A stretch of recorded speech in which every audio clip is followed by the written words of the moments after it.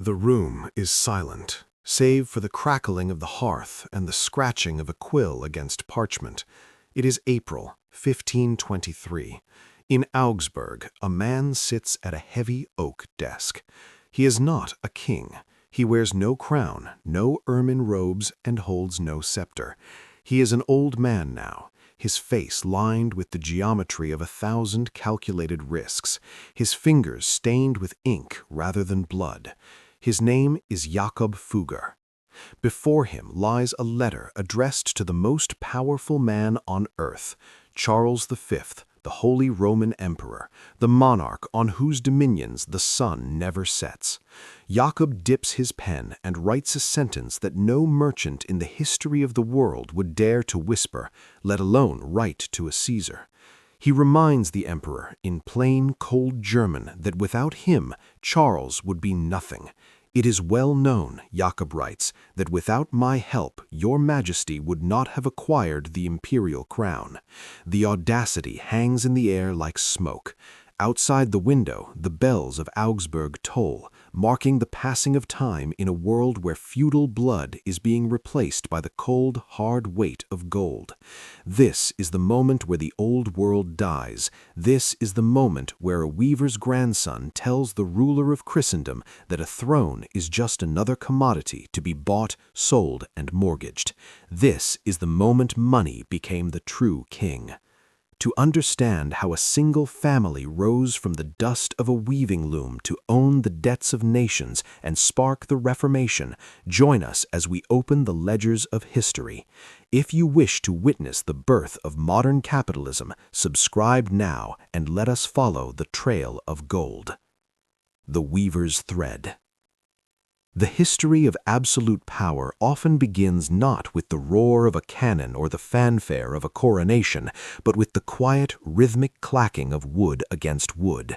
In the year 1367, the free imperial city of Augsburg was a fortress of stone and ambition, rising from the Lechfeld plain like a clenched fist. To this city came a man named Hans. He did not arrive on a war horse, nor did he carry a sword. He walked in from the countryside, his boots caked in the mud of the Swabian fields, carrying nothing but the knowledge of his hands and a burning, quiet hunger. The city clerks, indifferent to the shifting tides of human destiny, recorded his arrival in the tax register with a single, unadorned line, Fugger advenit, Fugger has arrived. It was a name that meant nothing, a name associated with the peasantry, a name that smelled of damp wool and sheep fat. But in that ledger entry lay the seed of a vine that would eventually strangle the kings of Europe. Hans Fugger was a weaver. To understand the genesis of this empire, one must first understand the tyranny of the loom. In the 14th century, weaving was not merely a trade, it was a physical sentence. It was a life lived in dim, humid rooms where the air hung heavy with microscopic fibers that coated the lungs and shortened the breath. From dawn till dusk, the weaver sat before the great wooden frame, throwing the shuttle back and forth, feet working the treadles, eyes straining in the low light. It was a world of endless repetition, where a man's worth was measured by the yard and his horizon was limited to the width of the cloth before him. For most, the loom was a trap, a machine that turned human life into fabric to clothe the wealthy. But for Hans, the loom was not an end, it was an engine. He saw what others missed. While his peers were content to weave the fustian, a sturdy blend of linen and cotton that was the denim of the Middle Ages, Hans looked at the cloth and saw currency. He understood that the loom was limited by the speed of his own hands, but trade was limited only by the size of the world. He began to operate on two levels. By day, he threw the shuttle. By night, he bought the raw cotton imported from Venice. He married Clara Widolf, a woman from a master weaver's family, merging not just bloodlines, but capital. This was the first crucial calculation. In the accumulation of power, marriage is the most efficient merger. By the time Hans died in 1408, he had stepped away from the loom. He was no longer a craftsman, he was a merchant. He left behind a respectable fortune, but more importantly, he left a philosophy. Do not make the thing, own the thing. Upon his death, the family split, a bifurcation that history often sees in great dynasties. One branch, the Fuggers of the Deer, sought immediate gentrification. They bought land, they bought titles, they sought to wash the smell of the loom from their skin and play at being nobility. They spent their fortune on appearances and slowly, quietly faded into the background of history, becoming a footnote of mediocrity. The other branch, the branch of Hans's son Jakob the Elder, chose a different heraldry. They chose the lilies. They stayed in the city. They stayed hungry. They did not want to be landed gentry. They wanted to be kings of coin. They remained the lilies of the meadow, rooted in the market, their faces turned toward the south, toward the Alps, and beyond them the golden allure of Italy. Jakob the Elder took the modest fortune his father had left and aimed it at a specific target: Venice. To the German mind of the 15th century, Venice was not just a city, it was the center of the universe. It was the gateway to the Levant, the warehouse of the Silk Road, the place where pepper was worth more than its weight in silver. Jakob understood that if the Fuggers remained merely a German textile firm, they would forever be subject to the middlemen of Italy.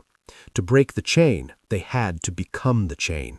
He began to send his sons south, not as tourists, but as apprentices to the trade. They were to learn the art of double-entry bookkeeping, a terrifyingly efficient new technology that allowed a merchant to see for the first time the exact anatomy of his profit and loss. This was the software of the Renaissance, and the Fuggers were among the first in the North to install it in their minds. But the true turning point, the moment where the timeline fractures and a new future is born, occurred in the soul of the youngest son. His name was Jakob, named for his father, but history would know him by a different epithet: the Rich. He was not supposed to be a banker. He was the seventh son, a spare part in the dynastic machine. His destiny was the church. As a boy, he was tonsured, his hair shorn in the symbol of submission to God. He was placed in a canonry, surrounded by the smell of incense and the sound of Gregorian chants. He was to save souls, not hoard gold. But in 1478, death intervened. His older brothers, who were managing the family's fledgling trade networks, began to die or falter. The family looked at the 14-year-old boy in the cloister and made a decision that felt pragmatic but proved to be monumental. They pulled him out of the church. They took the rosary from his hands and replaced it with a ledger. They sent him to Venice, to the Fondaco dei Tedeschi, the massive German trading house on the Grand Canal. The priest was dead. The capitalist was born. Venice in the late 15th century was an assault on the senses of a boy raised in the gray, orderly gloom of Swabia. It was a city floating on a lagoon of filth and gold, a labyrinth of water where the stench of low tide mixed with the intoxicating perfumes of the Orient. For young Jakob, the Fondaco dei Tedeschi, the massive German trading house next to the Rialto Bridge, became his university, his barracks, and his cathedral. Here, the world did not operate on the feudal oaths of loyalty that bound the knights of the North. It operated on contracts. He watched galleys arrive from Alexandria and Constantinople, their hulls groaning under the weight of pepper, saffron, and silk. He saw men make fortunes in an afternoon and lose them by sunset. But Jakob did not let the chaos seduce him. While other young merchants spent their evenings drinking wine and chasing courtesans in the shadows of San Marco, Jakob sat by a candle, studying the most powerful weapon of the Renaissance, the ledger. He was mastering a new revolutionary technology known as double-entry bookkeeping.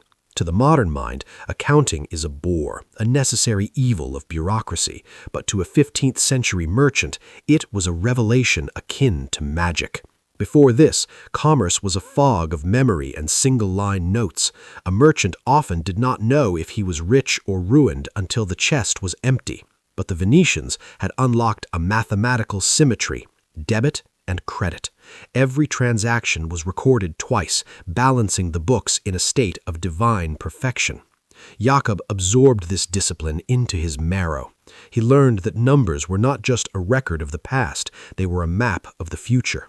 If one looked closely enough at the columns of ink, one could see the fault lines of empires.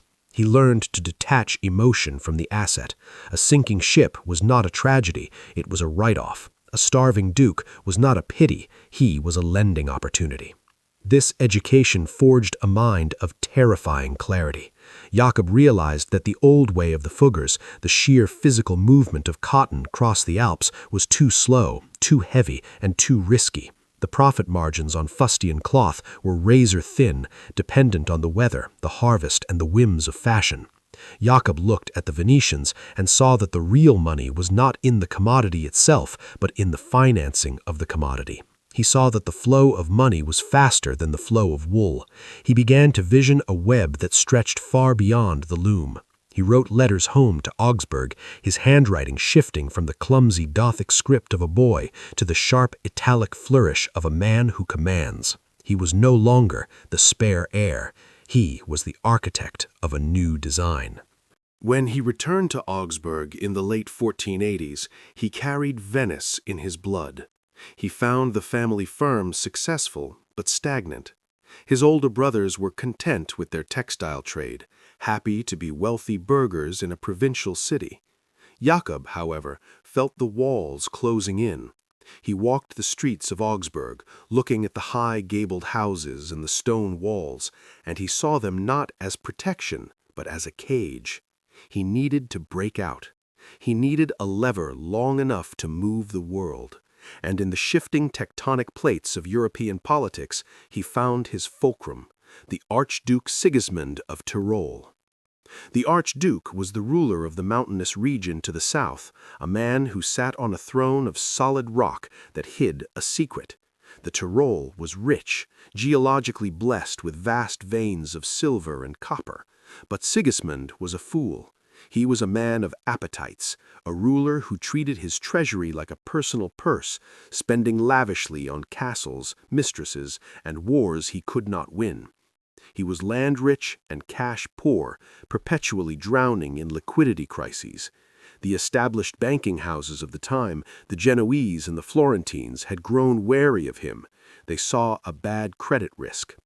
Jakob Fugger, looking south from Augsburg with his Venetian-trained eyes, saw something else. He didn't see a risk, he saw a desperate man holding the keys to the earth. Jakob made his move. It was a gamble that terrified his conservative brothers. He proposed to lend a massive sum to the Archduke, not to buy wool, not to build a factory, but simply to pay the Archduke's debts. In exchange, Jakob did not ask for interest, which the Church still frowned upon as usury. He asked for something far more tangible. He asked for the Schwarz silver mines. He didn't want the coin, he wanted the source of the coin. It was the first step in a strategy that would define the Fugger ethos: never lend to a king without taking a piece of his kingdom as collateral. The meeting with Archduke Sigismund did not take place in a grand throne room, but in the frantic, cluttered antechambers of his debt. Sigismund needed 23,000 florins, a sum that could purchase a small army or build a cathedral. To the Fugger brothers back in Augsburg, the amount was staggering. It represented a terrifying portion of their liquidity. If the Archduke defaulted, if a war broke out, if the mines flooded, the Fugger name would return to the dust of the weaving floor. Ulrich and Georg, the elder brothers, hesitated. They looked at the ledgers and saw the abyss. But Jakob looked at the Archduke and saw an addict. He knew that a man addicted to luxury would sign away his future for the comfort of the present. Jakob pushed the quill into Sigismund's hand. The deal was struck. In exchange for the gold, the Fuggers received the silver forward. They were granted the exclusive right to purchase the silver output of the Schwarz mines at a discounted rate until the debt was repaid. It was a masterstroke of financial engineering. Jakob had essentially bought the money at a wholesale price before it was even dug out of the ground. The ink on the contract was barely dry when the first carts began to rumble north over the Brenner Pass. They were not carrying wool or spices, they were carrying gray rock, heavy with the promise of bullion. This was the moment the weaver's thread snapped. The family was no longer tethered to the slow, seasonal rhythm of the loom. They had attached themselves to the industrial heartbeat of the earth itself. The transition was visceral. The smell of the Fugger counting house changed. The dry, dusty scent of cotton bales was replaced by the metallic tang of smelting and the sulphurous odor of unrefined ore. The clerks stopped counting yards of cloth and started weighing ingots. Jakob had successfully transmuted the family business from the tangible trade of goods to the abstract, high-stakes trade of capital. He had turned the Fuggers into the unofficial treasurers of the Tyrol. But with this new power came a new, chilling reality. They were now physically exposed. They were no longer just merchants in a city, they were landlords of a mountain. They had to manage miners, smelters, and transport routes. They had to navigate the treacherous politics of the Habsburg court, where a smile often hid a dagger. By the end of the 15th century, Jakob stood at the window of his house in Augsburg, watching the carts unload the silver that would make him a legend. He had gambled everything on the hunger of a spendthrift duke, and he had won. But he knew this was just the prologue. The silver of the Tyrol was a river, but Jakob wanted the ocean. To the east, the vast copper mines of Hungary lay waiting, and to the west, the crown of the Holy Roman Empire was resting on the head of an old, dying man. Jakob closed the ledger. The weaver was dead. The kingmaker was about to begin his work. The Silver Mountain. To understand the weight of the Fugger fortune, one must leave the sunlight of Augsburg and descend into the dark, suffocating throat of the earth. In the mountains of the Tyrol, near the town of Schwatz, a different kind of city existed, a vertical city carved into the living rock. Here thousands of men, known as Knappen, lived their lives by the flicker of tallow candles. They crawled through tunnels barely wide enough for a shoulder, hacking at the gray veins of dolomite with iron picks. The air was thick with rock dust that coated the lungs and turned spit into black sludge. It was a world of constant, rhythmic violence, where the mountain groaned under the assault of the hammer. This was the engine room of the Renaissance. While Michelangelo painted angels in Rome and poets wrote sonnets in Florence, these men in the dark were digging up the fuel for it all. And every ounce of silver they brought to the surface, every cart of ore that rumbled out of the mine shaft, belonged effectively to one man, Jakob Fugger. Jakob had not just loaned money to Archduke Sigismund, he had captured the supply chain of money itself. The Schwatz mine was the largest silver mine in the known world, producing 85% of the world's silver supply at its peak. By controlling the output, Jakob controlled the mints. He was no longer waiting for customers to buy cloth. He was holding the metal that kings needed to pay their armies. But Jakob knew that silver was volatile. A new vein could be found tomorrow. A mine could flood in an hour. He needed diversification. He turned his eyes east, toward the Kingdom of Hungary, to the copper mines of Neusol. Here he formed a partnership that would change industrial history. He allied with Johann Terzo, a mining engineer whose knowledge of hydraulics and drainage was unrivaled. It was the perfect marriage of capital and technology. Fugger provided the gold to buy the equipment. Terzo provided the pumps to drain the deep shafts that had been abandoned as flooded and useless. Together, they resurrected the mines. They created a vertically integrated monopoly that would make modern antitrust regulators weep. The Fuggers mined the copper in Hungary, smelted it in their own foundries, transported it on their own wagons over new roads built with their own money, and shipped it from ports they controlled to markets in Antwerp and Lisbon. They were not just participating in the economy, they were the infrastructure of the economy.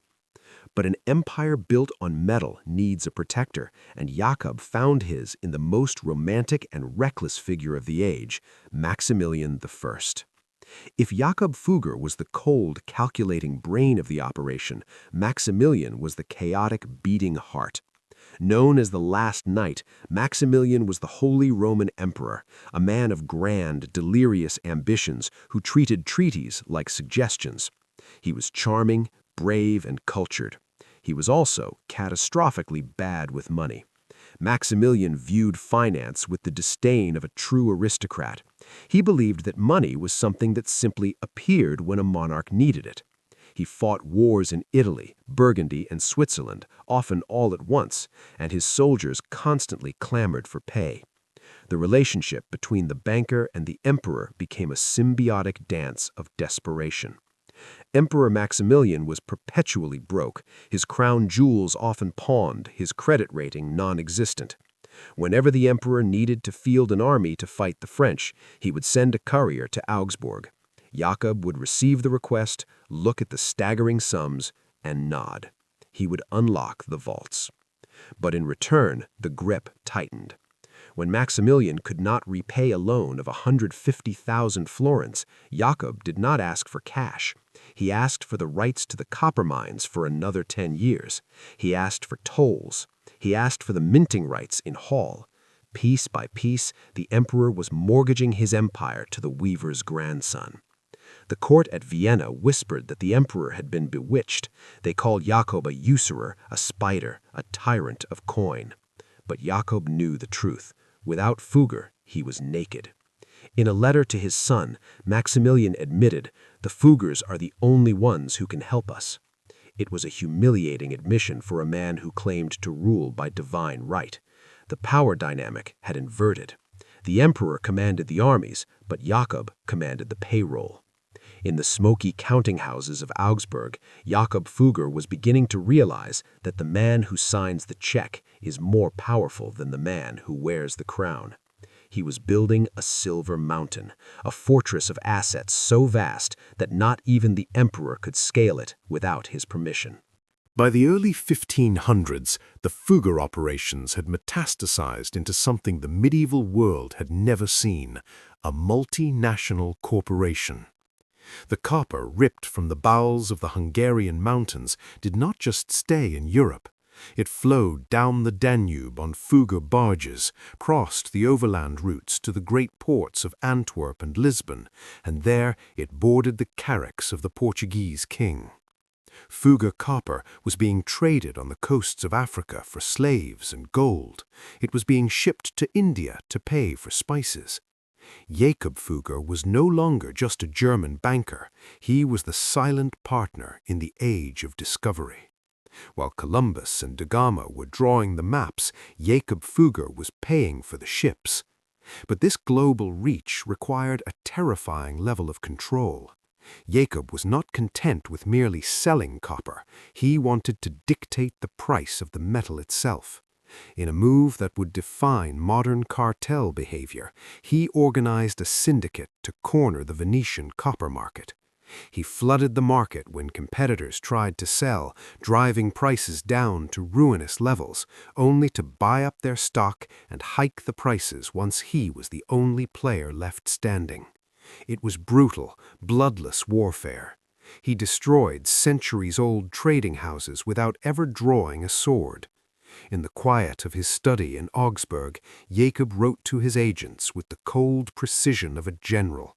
"We must ensure that the market breathes only when we allow it." Yet the higher the silver mountain rose, the more unstable its foundation became. That foundation was still Emperor Maximilian. The emperor was a man of grand, delirious ambitions who treated treaties like suggestions. In 1508, he decided to declare himself the emperor-elect without the Pope's blessing and launched a disastrous war against Venice. The cost was astronomical. The soldiers, mercenaries known as Landsknechts, demanded their pay in gold, not promises. If they weren't paid, they would sack the very towns they were hired to protect. Maximilian, in a panic, turned once again to Augsburg. The scene in the Fugger house was tense. The family's exposure to the Habsburg debt was now dangerous. If Maximilian died, or if he was deposed, the debt would vanish and the Fuggers would be bankrupt. Jakob's nephews, fearful and sweating, urged him to cut the emperor loose. "He is a bottomless pit," they cried. But Jakob sat still, his hand resting on the ledger. He understood a fundamental rule of high finance that his nephews missed. When you lend a man 1,000 florins, you own him. When you lend him 1,000,000, he owns you. The Fuggers were too deep to pull out. They were too big to fail 400 years before the term existed. Jakob's solution was audacious. He didn't just lend more money, he restructured the empire's finances. He demanded that the tax revenues of the Tyrol be paid directly to the Fugger Bank, bypassing the emperor's treasury entirely. It was a humiliation for the state, a private company collecting public taxes to pay off a sovereign debt, but Maximilian had no choice. He signed the decree. The Fuggers were now effectively the receivers of the Austrian state revenue. This brazen accumulation of power did not go unnoticed. The church began to grumble about usury, the sin of making money from money. The lesser German nobility, watching their emperor dance on a merchant's string, grew jealous and angry. Whispers of a Fugger monopole began to circulate in the diets, parliaments. They called Jakob a leech, a tyrant, a man who bought the air and sold the wind. But Jakob remained unmoved. He knew that moral outrage was cheap, but copper was expensive.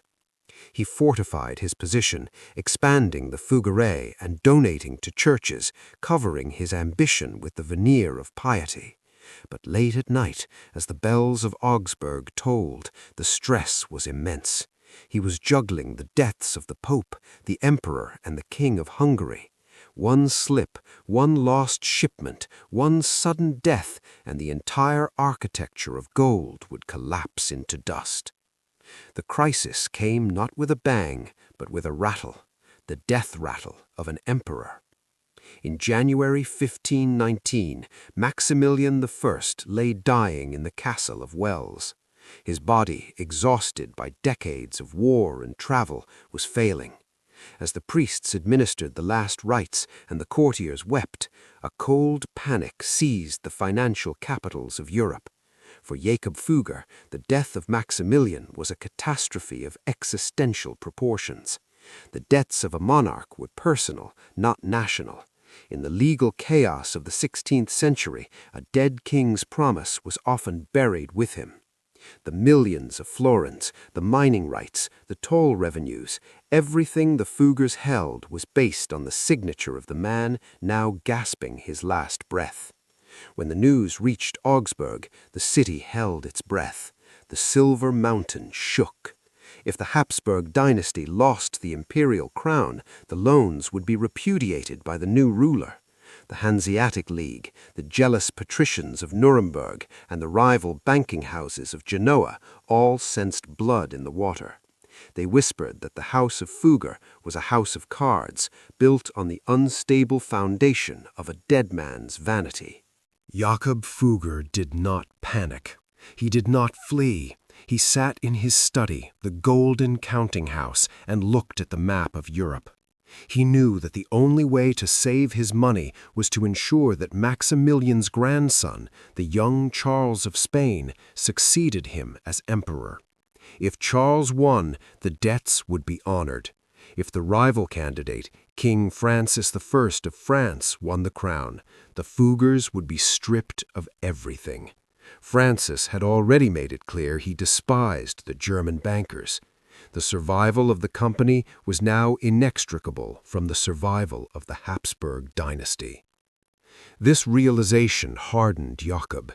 He was no longer just a banker. He was a partisan in a war for the soul of Europe. He called his clerks and ordered a total audit of the firm's liquidity. He sent riders to his agents in Rome, Antwerp, and Lisbon with a single terrifying command: liquidate. He needed cash, vast, unprecedented oceans of liquid gold. He was preparing for the greatest gamble in the history of capitalism. He was going to buy the throne of the Holy Roman Empire. As the funeral bells for Maximilian tolled across the German lands, marking the end of the last night, Jakob Fugger stood ready. The era of romantic chivalry was officially dead.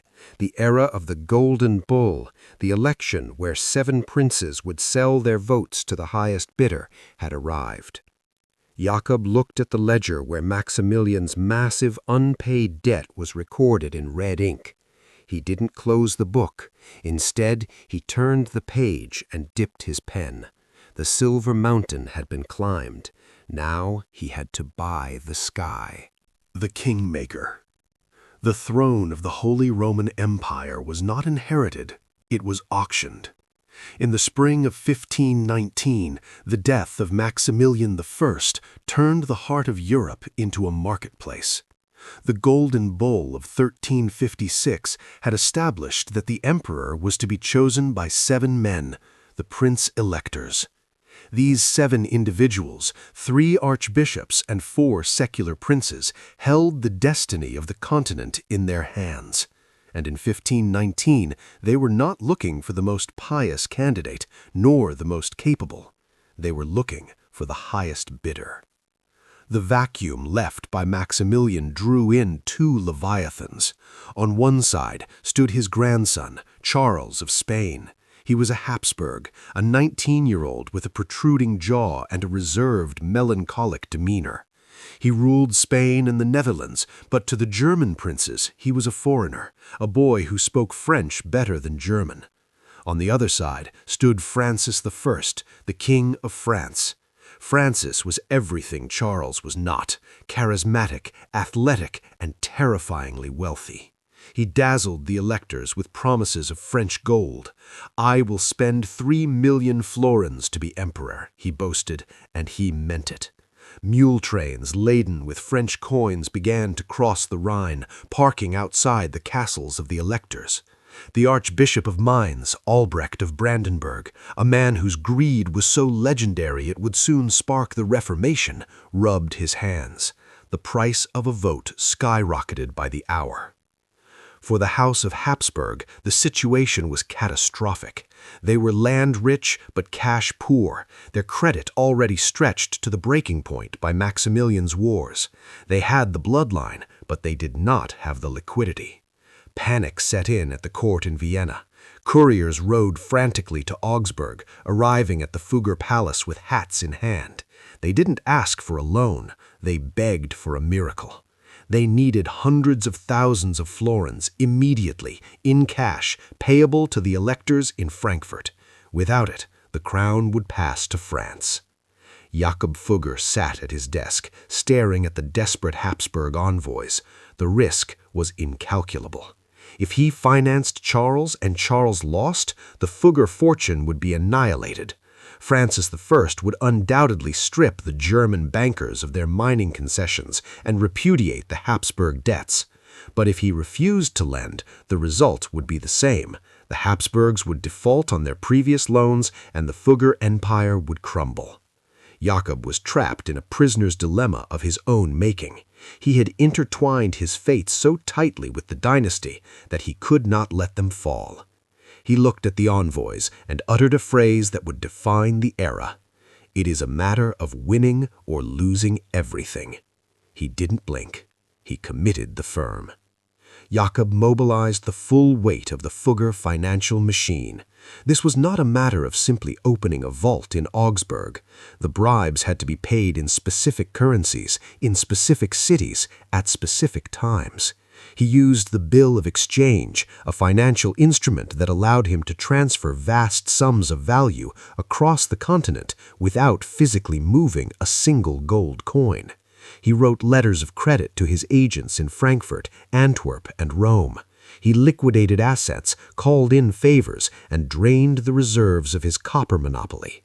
He was effectively leveraging the entire economy of Central Europe to buy a single chair for a Spanish teenager. The scale of the operation was staggering. The total cost of the election would eventually reach over 850,000 florins, a sum equivalent to tons of pure gold. Of this, the Fuggers alone provided 543,000 florins, nearly 2/3 of the total. It was the largest singular financial transaction in the history of the world up to that point. Jakob Fugger was not just supporting a candidate, he was underwriting the political structure of the West. As the election date approached, Frankfurt became a viper's nest. Spies watched the city gates. The electors played a dangerous double game, taking French gold with one hand and demanding a higher counteroffer from the Habsburgs with the other.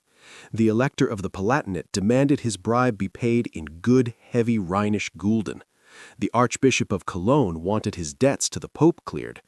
Jakob's agents moved through the shadows of Frankfurt, meeting in back rooms, handing over the promissory notes that carried the seal of the lily. They were not buying loyalty, they were buying rental space in the consciences of 7 men. The tension in Augsburg was suffocating. Jakob's nephews, terrified by the sheer volume of capital flowing out of the door, urged caution. They whispered that Francis I had stationed an army near the border, ready to invade if the vote didn't go his way. But Jakob remained icy. He understood the psychology of the electors better than any king. He knew they were greedy, yes, but they were also afraid. A French emperor would be a strong, centralized ruler who might crush their independence. A Habsburg emperor, indebted and distant in Spain, would be weak. Jakob played on this fear. He instructed his agents to whisper a simple truth: Francis will be your master, Charles will be your debtor. On the morning of June 28, 1519, the city of Frankfurt sweltered under a suffocating heat. The air was thick with the dust of thousands of horses and the nervous sweat of an empire holding its breath. The bells of St. Bartholomew's Cathedral began to toll, a deep iron rhythm that signaled the electors were entering the conclave. Inside the cool stone sanctuary, the 7 most powerful men in Germany took their seats. They were tired, they were rich, and they were ready to close the deal. Outside the cathedral, the streets were a riot of rumors. News had spread that an army of 40,000 Swabian League soldiers, paid for by the Habsburgs and, by extension, the Fuggers, was encamped nearby. The threat was subtle but clear: vote correctly or the city burns. But the real weapon was not the sword, it was the paper. In the days leading up to the vote, a critical realization had dawned on the electors. The French king Francis I promised mountains of gold, but his credit was shaky. His bankers were Genoese, and their networks in Germany were weak. If Francis won, how would they actually collect the bribe? The Fuggers, however, were everywhere. A bill of exchange drawn on the House of Fugger was as good as gold in Antwerp, in Venice, in Rome, and in Augsburg. It was liquid. It was reliable. The electors realized that a promise from Jakob Fugger was worth more than a promise from the King of France. In the end, they voted with their wallets. When the doors of the cathedral finally opened, the announcement was made to the waiting crowd: Charles of Spain, Archduke of Austria, is elected King of the Romans and Emperor-elect. A roar went up from the city, half relief, half terror. The Habsburg partisans cheered, tossing coins into the crowd, but in the back rooms of the Fugger agency in Frankfurt, there was no cheering. There was only the frantic scratching of quills. The election was over, but the reckoning had begun. The agents immediately dispatched the swiftest riders to Augsburg. They rode through the night, changing horses at Fugger way stations, carrying the single word that justified the liquidation of the family reserves: victory. When the news reached Jakob Fugger, he did not smile. He did not order a feast. He simply nodded. He had successfully orchestrated the largest hostile takeover in political history. By placing Charles V on the throne, he had united the crowns of Spain, Austria, the Netherlands, Naples, and the New World colonies under a single head. It was an empire on which the sun never set, a universal monarchy that terrified the rest of Europe, and Jakob Fugger held the mortgage on all of it. But the victory brought a chilling realization. Charles V was now the most powerful man on earth, but he was also the most indebted.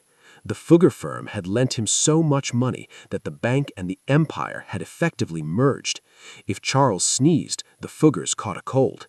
If Charles went to war, the Fuggers paid for the gunpowder. Jakob had moved beyond being a mere banker. He had become a shadow sovereign.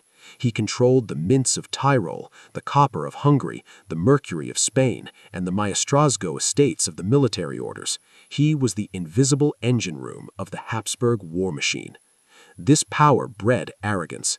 It was in the aftermath of this election that Jakob wrote the letter that opened our story, the letter where he dared to tell the emperor, "Without me, you are nothing." It was a dangerous truth. Charles V, a man of immense pride, read the letter and swallowed the insult. He had no choice. He needed more money for his coronation, more money to fight the French, more money to suppress the peasant revolts brewing in the countryside. The emperor realized he was trapped in a golden cage, the bars forged in the fires of Augsburg. However, in the shadows of the cathedral where the vote took place, a different kind of fire was kindling. The common people, the minor knights, and the parish priests had watched the election with disgust. They saw the highest office in Christendom sold like a sack of turnips. They saw the church princes, the archbishops of Mainz and Cologne, taking bribes with both hands. They saw the Fugger monopoly strangling the economy, driving up prices, and corrupting the soul of the nation. In the university town of Wittenberg, a monk named Martin Luther was watching. He saw the flow of gold, and he reached for his hammer. The kingmaker had bought the crown, but he had inadvertently purchased a revolution. The election of 1519 was not a conclusion, it was a mortgage signing. With Charles V now wearing the crown, the time had come for the Fuggers to collect on their investment. But Charles had no gold. The imperial treasury was an echo chamber of empty promises. So the repayment took a different form, one that would fundamentally alter the economic geography of Europe. Charles did not pay in coin, he paid in sovereignty. In a series of contracts signed in the early 1520s, the emperor effectively privatized the Spanish economy to pay his German bankers. He handed over the Maestrazgo, the vast landholdings of the Spanish military orders. These were not just fields, they were feudal states within a state, collecting taxes, tithes, and rents from thousands of peasants. Suddenly, the weavers from Augsburg were the feudal lords of Castile. But the crown jewel of this repayment was darker and far more lethal, the mines of Almaden. Almaden was home to the world's largest deposit of cinnabar, the red ore from which mercury is extracted. Mercury was the quicksilver of the alchemists, essential for the refinement of silver in the New World. It was a strategic asset of incalculable value. But mining it was a death sentence. The vapors in the shafts called the trembles, severe mercury poisoning that rotted the teeth, shook the limbs, and drove men mad. The Fuggers took over the lease with cold efficiency. They streamlined production, ignoring the human cost, turning Almaden into a machine that pumped profit directly into the veins of their Augsburg bank. The mercury from Spain refined the silver from Mexico, which paid the armies in Italy, which secured the power of the emperor. It was a perfect closed loop of suffering and gold. By 1523, the name Fugger had transcended the family. It became a verb.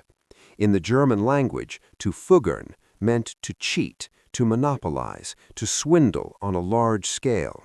The common people, squeezing their pennies to buy bread that grew more expensive by the day, looked at the gilded palaces of Augsburg with a mixture of awe and hatred. They saw a force that was eating the world. The knights despised them for making swords irrelevant. The merchants despised them for fixing prices. The peasants despised them for the taxes that crushed them. Jakob Fugger felt this rising tide of animosity. He was the richest man in history, his personal wealth estimated at 2% of the GDP of Europe. But he was isolated. He had built a fortress of assets, but the foundation was cracking under the weight of moral outrage. He had bought an emperor, but he could not buy popularity. And in the dark forests of Thuringia, the bill for his ambition was about to come due. The connection was subtle, almost invisible, but it was fatal. To pay back the Fuggers, the church and state needed revenue.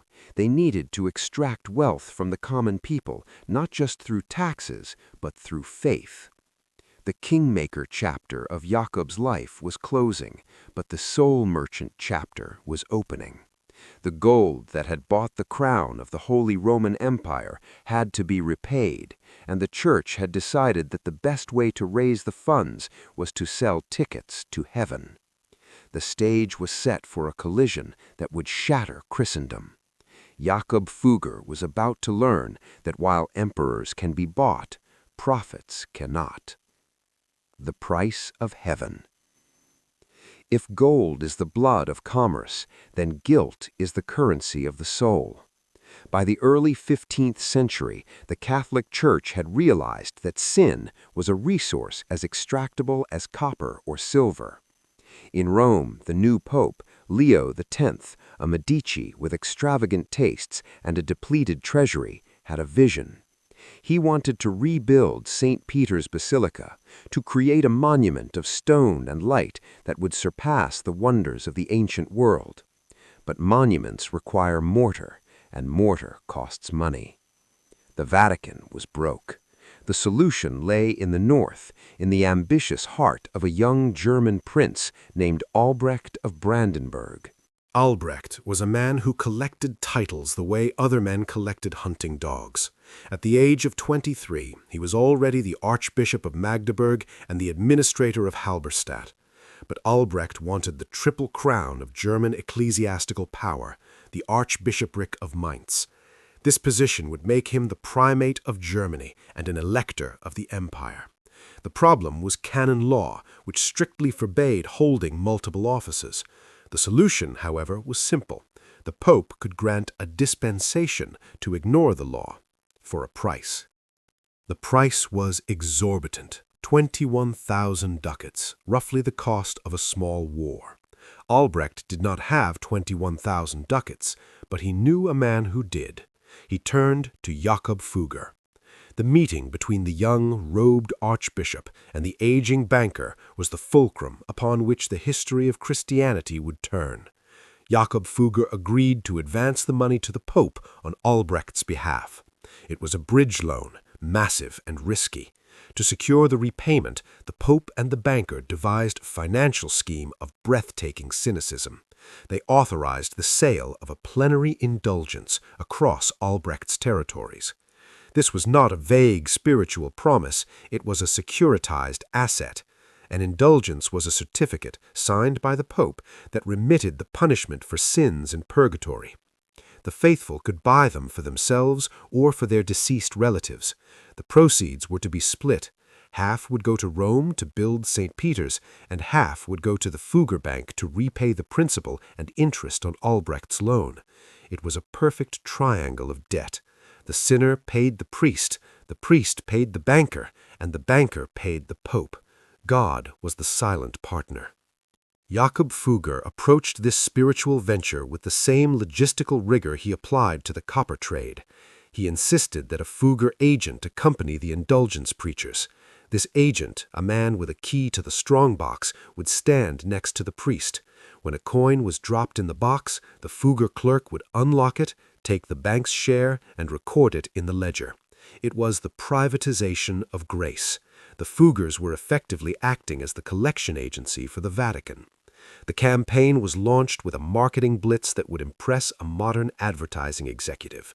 The star salesman was a Dominican friar named Johann Tetzel. Tetzel was a master of emotional manipulation. He traveled from town to town with a retinue of drummers and flag-bearers, setting up a stage in the market square. He would paint vivid, terrifying pictures of parents burning in the fires of purgatory, crying out to their children for relief. As soon as the gold in the casket rings, the rescued soul to heaven springs, Tetzel famously chanted. For the common people of Germany, already squeezed by harvest failures and taxes, this was an agonizing choice. They were terrified of hell, and here was a man offering a receipt for salvation. They lined up by the thousands. They emptied their savings, sold their chickens, and pawned their tools to buy the paper slips. and standing silently beside the shouting friar, the Fugger agent collected the coins, stacking them into neat piles. The silver flowed from the hands of the terrified peasants into the coffers of the richest man in the world. It was a transfer of wealth so blatant, so industrial in its scale, that it began to strain the fabric of reality. The people could feel that something was wrong. The economy of salvation had been rigged. In the muddy university town of Wittenberg, miles away from the marble halls of Rome and the gold ceilings of Augsburg, a professor of theology sat in his study. His name was Martin Luther. He was not a delicate intellectual. He was a man of the earth, stubborn, terrified of God's judgment, and possessed of a volcanic temper. He began to notice a disturbing trend among his parishioners. They were coming to confession, but they were not confessing. Instead, they were pulling crumbled pieces of paper from their tunics, the indulgences bought from Tetzel. They waved them like legal defenses against hell. "I do not need to repent. I have the paper," one might say. For Luther, this was not just a theological error, it was a spiritual crime. He looked at the poor, the weavers and miners who could barely feed their children, and saw them being fleeced by a foreign prince and a German banker. He did not know the full extent of the Fugger-Vatican contract. The secret backroom deal was well hidden, but he smelled the rot. He realized that the Church had transformed Christ into a commodity. The blood of the Savior was being traded on the open market like a barrel of herring. On October 31, 1517, the pressure inside Luther's conscience exploded. He walked to the castle church in Wittenberg, a hammer in one hand and a scroll in the other. The sound of metal striking iron as he nailed the 95 Theses to the wooden door was the death knell of the medieval world. While history remembers the theological arguments, the economic fury was palpable. Thesis 86 asked a question that cut straight to the heart of the Fugger enterprise. Why does not the Pope, whose wealth is today greater than the wealth of the richest Crassus, build this one basilica of St. Peter with his own money rather than with the money of poor believers? The richest Crassus was a veiled reference to the men like Jakob Fugger. Luther was attacking the cash flow of the Catholic Church. He was telling the customers to stop buying the product. The invention of the printing press, another technology that the Fuggers had invested in, turned Luther's local protest into a viral sensation. Within weeks, the theses were being read in taverns and market squares, from London to Krakow. The sale of indulgences plummeted. The revenue stream that secured the Fugger loan began to dry up. For Jakob Fugger, this was not a matter of heresy, it was a matter of breach of contract. He did not care about the nature of the Eucharist or the authority of the Pope. He cared that the German people were stopping their payments. He viewed the Reformation through the cold lens of a creditor. Luther was damaging the brand. The Pope, Leo X, initially dismissed the monk as a drunken German, but Jakob knew better. He understood the power of resentment. He pressured the emperor and the Vatican to silence the monk, not to save souls, but to save the balance sheet. The confrontation came in 1518 at the Diet of Augsburg, Fugger's own city. Luther was summoned to answer for his heresy. He arrived in the city of the Fuggers, walking past the palaces built with the profits of the very indulgences he attacked. The atmosphere was electric. Jakob Fugger was present, watching from the shadows of the imperial entourage. It was a silent standoff between the two most powerful forces of the age, the man who owned the world's money and the man who owned the world's conscience.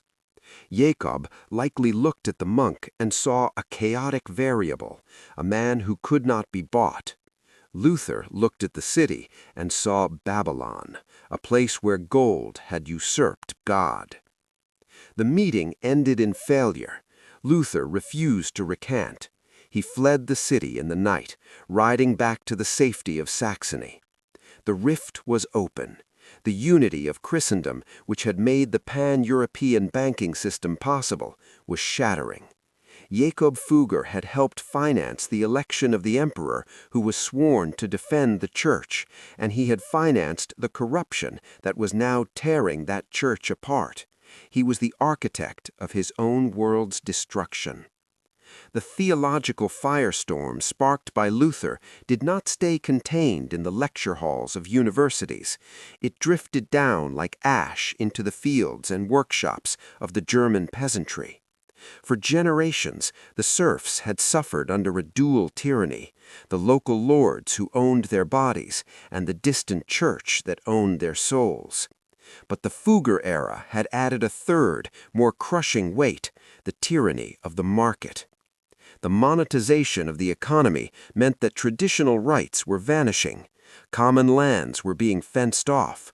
Forests were being privatized for charcoal to feed the smelters. Taxes were being demanded in coin, not grain. When the peasants heard Luther preach about Christian liberty, they did not hear a metaphysical concept. They heard a call to arms. In 1524, the Great Peasants' War erupted. It was the largest popular uprising in Europe prior to the French Revolution. From the Black Forest to the Tyrol, armies of farmers armed with flails and scythes marched under the banner of the Bundschuh, the tied peasant's boot. They stormed castles and looted monasteries, but their anger was specific. In their manifesto, the 12 Articles, they demanded the restoration of the old ways, and in the angry sermons preached by radical leaders like Thomas Müntzer, one name was spat out with venomous regularity: Fugger. To the rebels, Jakob Fugger was the embodiment of the Antichrist's greed. His company was the great monopolist that set the prices of their tools and stole the silver from their earth. In the Tyrol, the miners of Schwarz, very men who dug Jakob's fortune, laid down their picks and joined the revolt. They demanded a share of the profits. They demanded dignity. For a terrifying moment in 1525, it seemed as if the entire feudal capitalist order, the structure Jakob had spent his life securing, would be swept away by a tide of angry humanity. Jakob Fugger did not negotiate. He did not offer concessions. He reacted with the cold reptilian logic of a man protecting an asset. He knew that the emperor was in Spain and the princes were divided. The only force capable of stopping the revolution was the Swabian League, a military alliance of southern German cities and nobles. But the League needed money to mobilize. It needed gunpowder, horses, and mercenaries. It needed Landsknechts, the professional killers of the age. Jakob opened the vaults. He financed the counter-revolution. He paid for the armies of Georg von Waldburg, known as Bauernjörg, Peasant George, for his ruthless efficiency in slaughtering rebels. It was a grotesque irony. The silver dug by the miners was used to pay the soldiers who were sent to kill the miners. The Fugger gold paid for the pikes that pierced the chests of the peasants. The war became a massacre. At the Battle of Frankenhausen and subsequent engagements, over 100,000 peasants were slaughtered. The fields of Germany were fertilized with the blood of the poor. By late 1525, the uprising was crushed. The divine order had been restored. The mines of Schwarz went back to work, the surviving miners bowing their heads and returning to the dark. Jakob Fugger had won again. He had proved that capital is the ultimate arbiter of violence. He had preserved his monopolies, his trade routes, and his political influence. But the victory was hollow. The Reformation had permanently fractured the market. The north of Germany was turning Protestant, seizing church lands and refusing to pay Rome. The unified spiritual economy that had allowed the indulgence trade to flourish was dead.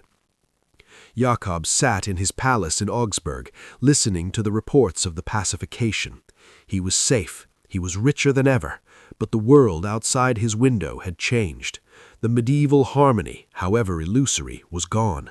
It had been replaced by a polarized, violent reality of class war and religious schism. He had bought kings, he had bought popes, and now he had bought the death of 100,000 countrymen. The ledger was balanced, but the page was soaked in blood. As the year 1525 drew to a close, Jakob Fugger, the weaver's grandson, was the undisputed master of a graveyard. The Golden Cage. By the winter of 1525, Jakob Fugger was 66 years old. In the average lifespan of the 16th century, he was an ancient, a relic of a bygone era.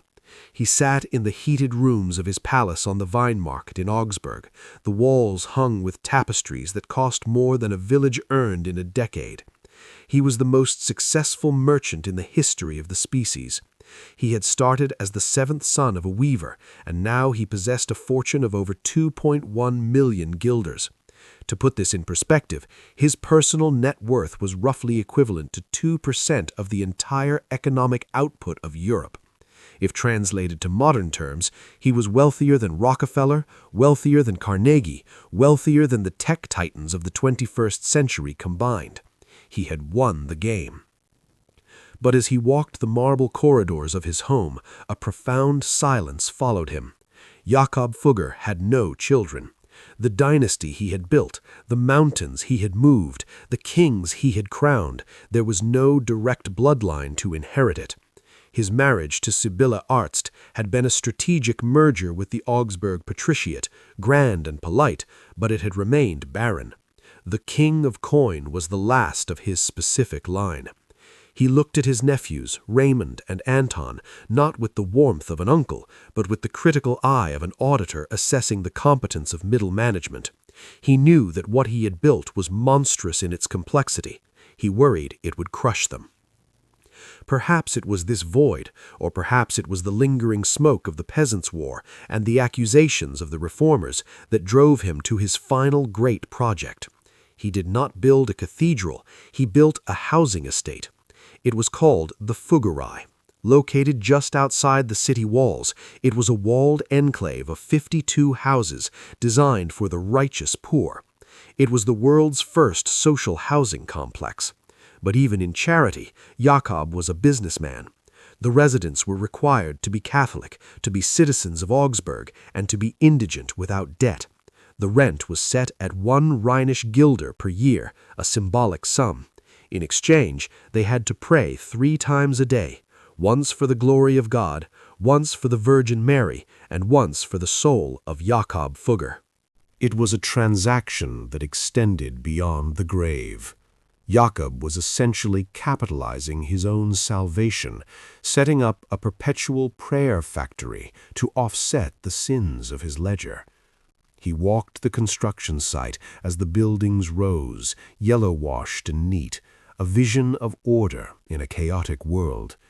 He created a sanctuary for the very people his economic system had displaced, the weavers and day laborers who had fallen behind the ruthless march of efficiency. The Fuggerei still stands today, a city within a city, where the rent is still 1 guilder, roughly 88 cents, and the prayers are still said every evening at dusk. It is the only part of his empire that survived the centuries intact, a testament to the fact that his stone conscience was more durable than his gold. But inside the counting house, the atmosphere was far from charitable. The golden cage was tightening. The Habsburg debt had grown to a size that defied logic. Charles V, fighting wars on 3 fronts against the French in Italy, the Protestants in Germany, and the Ottomans in the East, was consuming gold like a furnace consumes coal. The interest payments alone were staggering. Jakob realized that he could never stop lending. If he closed the tap, the emperor would default, and the Fugger Bank would collapse.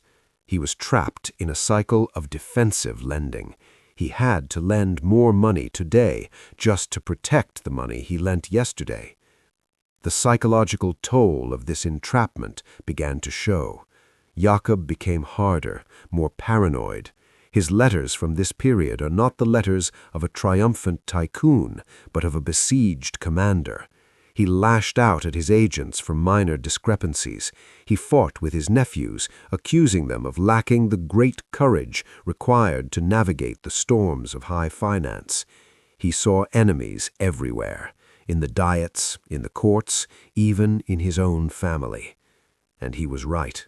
The world was turning against him. In 1523, the imperial fiscal attorney, effectively the state prosecutor, launched a legal assault against the monopolies. The target was explicitly the Fugger Company. They were accused of price fixing, of destroying small merchants, of being a cancer on the commonweal. It was the first antitrust suit in history.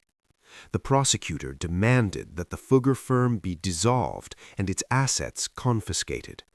For a moment, it seemed that the legal machinery of the very empire Jakob had bought was going to consume him. But Jakob played his final card. He wrote directly to Charles V in Spain. He reminded the emperor of the election. He reminded him of the unpaid loans. He reminded him of the mercury and the silver. The subtext was a threat. If I fall, the credit of the Habsburgs falls with me. Charles V intervened. He issued a decree from Valladolid quashing the lawsuit, stating that the large companies were beneficial to the empire. Jakob had placed himself above the law. He had proven that he was untouchable, a sovereign entity unto himself. But the victory felt cold. He was now a man who existed solely by the grace of a monarch's desperation. His health began to fail. The stomach pains that had plagued him for years worsened, likely ulcers, the physical manifestation of a lifetime of stress. He spent more time in the Damenhof, the women's courtyard of his palace, a beautiful Renaissance garden inspired by his youth in Venice.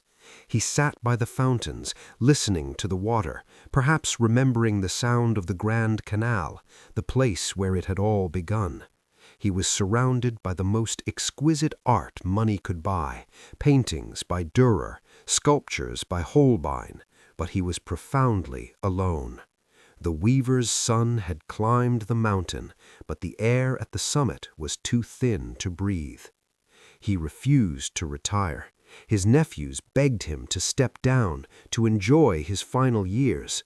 Jakob snapped back with the sentence that has become his epitaph: I want to earn as long as I can. It was not greed, it was compulsion. He was the shark that dies if it stops swimming. He worked until the very end, dictating letters, checking the price of copper in Antwerp, monitoring the shipments of silver from the Tyrol. The business was not what he did, it was who he was. On December 30th, 1525, the pen finally dropped. Jakob Fugger died in his palace in Augsburg. He left behind a fortune that was mathematically sublime and a reputation that was morally complex. He did not die surrounded by weeping children, but by weeping clerks. The will was read, the assets were transferred to Anton and Raymond, and the great machine of the Fugger Company ground on, powered by the momentum he had generated. The funeral was a spectacle befitting a king. He was buried in the St. Anne's Church in Augsburg, in a chapel he had commissioned, designed by the finest artists of the German Renaissance. It was a final assertion of status, a merchant buried with the pomp of a prince in a church that was slowly turning Protestant around him. But as the earth closed over the rich one, the cracks in his empire began to widen. His successor, Anton Fugger, was a capable man, even brilliant, but the geopolitical tides were shifting. The Spanish bankruptcy of 1557, the first sovereign default in history, would shatter the illusion of infinite growth. The Fuggers would lose millions. The silver mountain of Schwarz would eventually be exhausted. The flow of gold from the New World would cause hyperinflation, devaluing the very assets the family hoarded. The Fugger dynasty did not disappear. They did exactly what the Deer branch had done centuries before. They bought land, they bought titles, and they retreated from the high-stakes table of international finance. They became counts and princes, fading into the comfortable obscurity of the German aristocracy. Today, if you walk through Augsburg, the name is everywhere. The palace still stands, the Fuggerei still houses the poor. But the true legacy of Jakob Fugger is not in the stones of Swabia, it is in the DNA of our world. He was the prototype of the modern titan. He invented the relationship between big business and big government. He showed us that debt is a weapon, that information is a commodity, and that if you have enough money, you can bend reality itself. Jakob Fugger looked at a world of knights, castles, and divine rights, and he dismantled it with a ledger. He replaced the sword with the contract. He proved that the true power does not lie with the man who sits on the throne, but with the man who owns the chair. In the end, he was right. We are all, in some way, living in the world that the weaver's son wove. As we close the book on Jakob Fugger, we are left with a haunting image. It is not the gold, nor the kings, nor the palaces. It is the image of an old man, sitting alone in a room full of treasure, writing a letter to an emperor, demanding his due. It reminds us that the pursuit of unlimited wealth is a steep ascent. The view from the top is magnificent. You can see nations rise and fall, armies march, and history turn. But it is lonely up there. And no matter how much gold you pile up, eventually the candle burns down, the pen stops scratching, and the ledger must be closed.